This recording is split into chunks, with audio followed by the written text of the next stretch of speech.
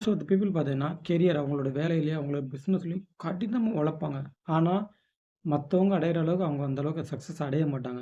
அதுக்கு என்ன காரணம்? நானும் நெறையா படிச்சிருக்கேன். நானும் நெறையா ஒர்க் பண்ணியிருக்கேன். சக்சஸ் பண்ணதில்ல. இதெல்லாம் படிக்கும்போது எனக்கு இதுக்கான ஆன்சர் கிடைச்சுச்சு. அது எங்கேருந்து கிடைச்சுச்சுன்னா, தி ஒன் திங் ஒரே ஒரு விஷயம் அப்படின்னு சொல்லிட்டு ஒரு புக்க படிச்சேங்க. இந்த புக்ல தாங்க இதுக்கு இதான ஆன்சர் கிடைச்சுச்சு. அந்த புக்கோட ஆத்தர் என்ன சொல்றாருன்னா, நான் வந்து நெறைய விஷயங்கள ட்ரை பண்ணுவேன். காலையில 5 மணிக்கெல்லாம் எந்திரிப்பேன். அத பண்ணுவேன், இத பண்ணுவேன். நைட்டு 12 மணிக்கு தான் தூங்குவேன். ஆனா, என்னால சக்சஸ் பண்ண முடியல. அதுக்கப்புறம் நான் வந்து அவருகிட்டயே கேட்டுக்கிருவாராம்.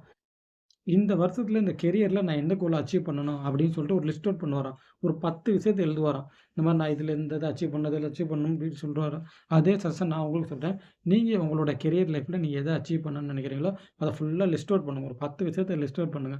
இப்ப அதுல முக்கியமான 3 விஷயத்த செலக்ட் பண்ண சொல்றாரு. 3 விஷயத்த செலக்ட் பண்ணிட்டு, இப்ப அதுலேருந்து ஒரே ஒரு விஷயத்த மட்டும் செலக்ட் பண்ணுங்க. அந்த ஒரு விஷயத்துக்காண்டி ஒர்க் பண்ணுங்க அப்படின்னு சொல்றாரு. நெறைய பேர் என்ன பண்றாங்கன்னா மும்பரமா இருக்காங்க. மும்பரமா நான் வந்து பரபரப்பா இருக்கேன். நான் இத பண்றேன், அத பண்றேன்னு மத்தவங்களுக்கு காமிச்சுக்கிறக்காண்டி ஒர்க் பண்றாங்களே தவிர, அவங்க வந்து மும்பரமா ஒர்க் பண்றதில்ல அப்படின்னு சொல்றாரு.